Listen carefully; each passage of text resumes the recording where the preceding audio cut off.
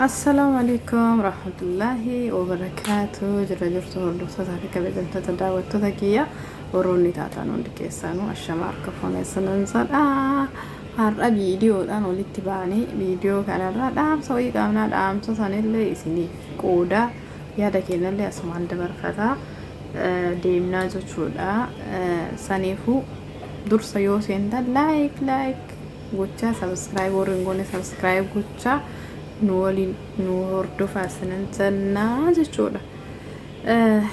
Naa waa'ee maalii haasoo barbaadde har'a saadanii maaliif dhuftee naan jechuun keessan waan hin oolle jechuudha. Amma yeroo hedduu nu ijoolleen biyya Arabaa keessa jirtu wal gorsina yeroo hundaa gara biyya keessanii yoo deemtanii maatii keessaniif akkana nama hedduudhaaf akkasiin godhina. yookaan maallaqa keessan walitti qabadhaa maallaqa keessan namaaf hin kennina hadiyyaa namaaf hin bitina kennaa namaaf hin kennina gaafa galtan namni isin yaadatu hin jiru yaa waa hedduu nama gorsaa jechuudha. Garuu namnummaan nama gorsisuun illee gaafa inni miidhamee argitu tujuraa jechuudha. Maaliif jennaan namni argitanii nama argitanii harki keessan kun miidhame jettanii yookaan immoo murame yookaan immoo waa tokko jettanii yoo isin dhukkube amma albeen wayii yoo isin mure albeen namuri jettanii wayii wanta kana harka keessan kana ofirraa murtanii achi gattan hin gattan. Saniifuu namni tokko yoo rakkadhee jiraana gargaaru yookaan immoo waan akkanaa ta'e isin jiru garaan keessa hin danda'u hin gargaarta maaliif atis boru rakkachuu waan dandeettuuf jechuudha. Saniifuu namni tokko argitanii biyya ambaa biyya Arabaa kana gizee hedduu deemee waggoota hedduu lakkoofsisee waggaa 8-10 maarmaa lakkoofsisee garuu eegasii damo waan saniyyuu godhuu dadhabee yookaan deebi'ee biyya ambaatitti deebi'a. Eegasii damo maatii keessaniif fira keessaniif yookaan immoo obboleeyyan keessaniif waan kana hin godhina akkana ofii keessanii ofii yaada maalii ta'a akkas ta'a jedha malee garuu obboleeyyan isaa deebisanii gaafa isa kadhatan yookaan immoo gaafa isa ani rakkadhee jira waan akkanaa naa godhi jee hin danda'u hin godhaa jechuudha. Senegalee እና birrii xiqqaadhaan dhuftaniitiin nagaa hojjetatu hin dandeettanii birrii 500 600 akkana godhatu hin dandeettanii dhuftaniitiin waan akkanaa godhuu dandeettan jedhanii yeroo hedduu nama gorsan garuu ta'u fiitiif jijjiirama akkasiisan fiduu hin danda'an. Senegalee jijjiirama akkasiisan fiduu hin danda'an yeroo hundaa warri biyya Arabaa keessa jiru nama gorsan waa hedduu godhan garuu immoo nama san jijjiirame yookaan namni sun waa wayii bakka wayii ga'ee hin argatu jechuudha. Gaafa inni irra deebi'ee ammallee biyya Arabaatitti deemuu argitan waggoota hedduu waggoota muraasa biyya keessa taa'uu danda'a maal jechuu danda'a eegasii dammoo achumatti ka deebi'ee achuma biyyuma sanii biyyuma raabbee yookaan immoo biyyuma dursaa nama gorsaa dhaqee sanitti deemee achuma jira jechuudha.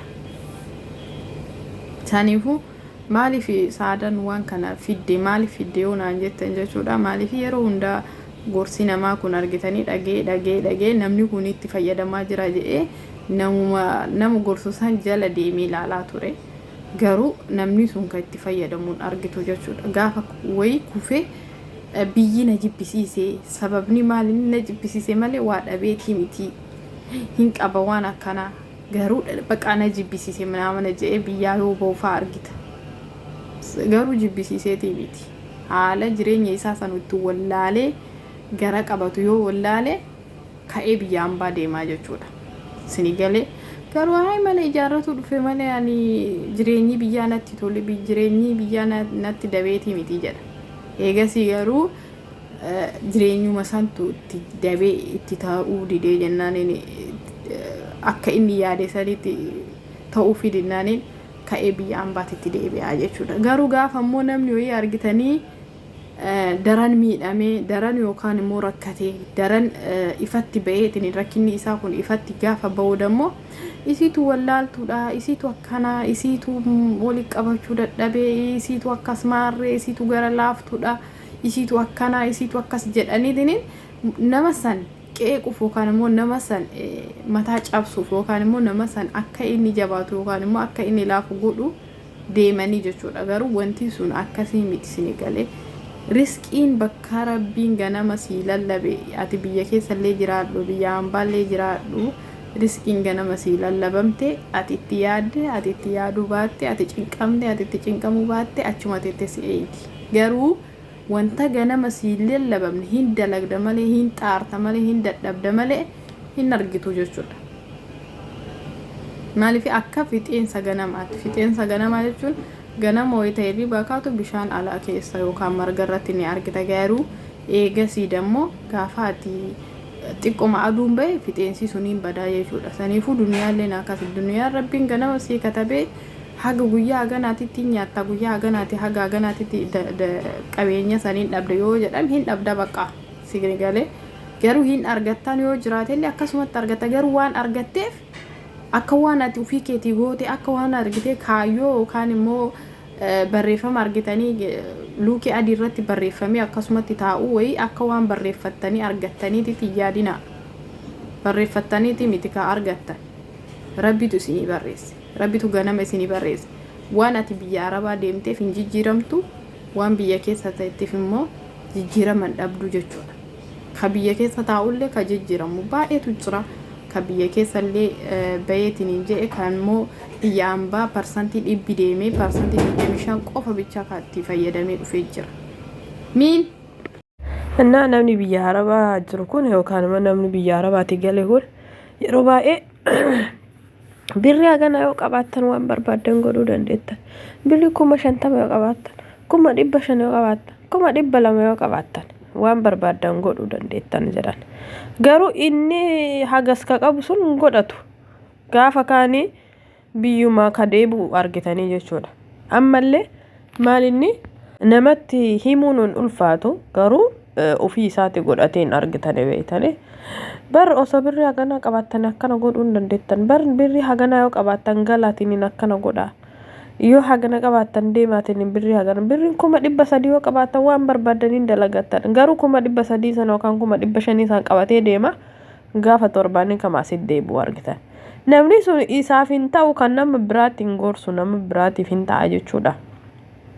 Akkas jechuudha moo akkam naaf hin galle jechuun yeroo baay'ee namni biyya galu bakka osoo birri hagana qabaattan akkana godhuu dandeettan birri hagana osoo qabaattan akkana godhuu dandeettan.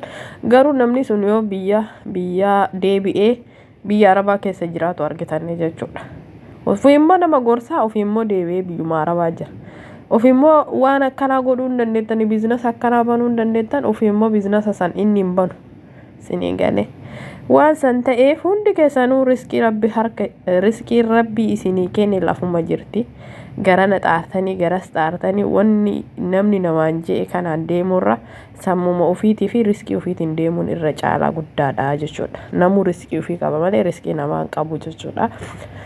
Biyya Arabaa kana keessatti parsantii 100 yoo dhufe parsantii 25 in ta'aa fi parsantiin 75 immoo kasaaraa bichaa ta'a jechuudha. Saniifuu biyya Arabaa jiraanneef qofa bichaa walqixan dalagnu. Biyya Arabaa jiraanneef qofa bichaa nu hundi mana ijaarannu nu hundi waan tokkoon godhannu jechuudha. Namuu riskii ofii nyaata. Rabbi ganama kasii katabe hin dhabdu. Birri 500 qabaatte 100 qabaatte birri 60 qabaatte wanti siiris qame sun lafuma jirti. Saniifuu rabbiin ofirratti abdadhaa dalagadhaa malee ibaluun mana ijaare ibaluun immoo makiinaa bite animaa hoggaa hagana taa'ee makiinaan bitanne jechuun hin danda'amu. Waan san ta'eef wanti hundi riskii rabbi harka jira. Isiniin